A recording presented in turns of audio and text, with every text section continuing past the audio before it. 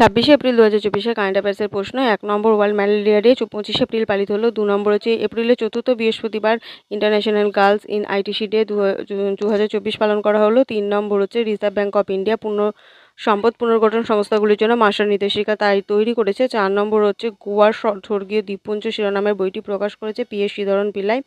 5 নম্বর হচ্ছে স্যাটেলাইটের মাধ্যমে ভারতীয় হিমালয়ের হিমবাহের হ্রদের সম্প্রসারণের ঘটনার কথা জানা গেছে।